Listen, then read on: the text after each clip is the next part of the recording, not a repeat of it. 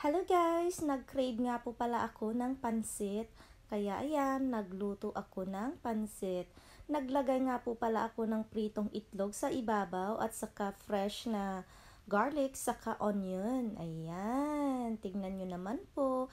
Ito nga po pala ay DIY pansit po. Bakit nga po?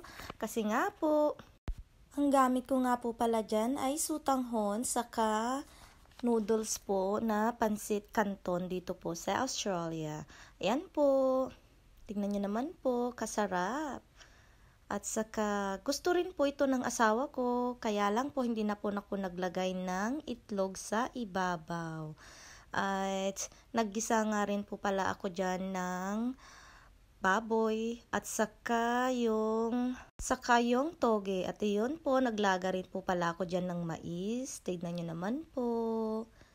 Ayan na ang aking pansit na may itlog. Pwede rin po kayong magluto sa bahay nyo ng pansit. Gamit lang po ang sotanghon. O, tignan nyo naman po.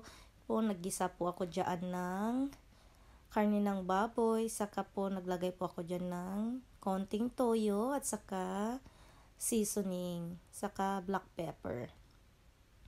Yan po, ginisa-gisa ko lang po yan. At habang ako ay naglalaga ng mais. Tingnan nyo naman po. Ito nga po pala yung aking anak. Naku, hindi na makapag-antay na maluto ang aking niluluto. Ayan po, naglagay nga po pala ako dyan ng bean sprout po. Masarap po yan po. Tumitikin na po dyan si Jasmine ng bean sprout saka yung karne.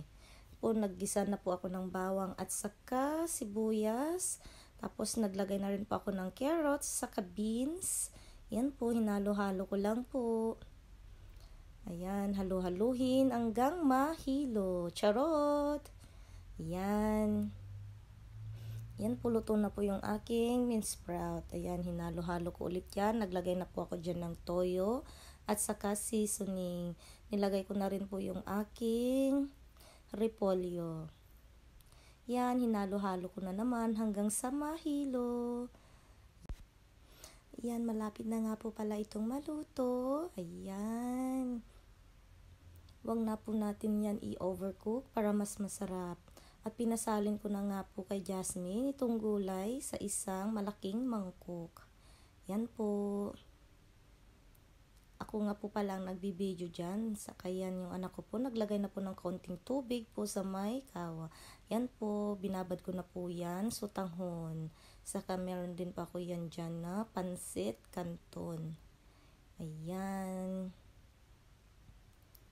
Masarap po ito guys. Try nyo po sa bahay nyo. Ito na po yung aking ibubudbud mamaya sa aking pansit. Ayan po, di na po makapag-antay yung aking anak. Naku, tinitikman na yung gulay doon. Naku na eh. Yan, nilagay ko na po yung sotanghon.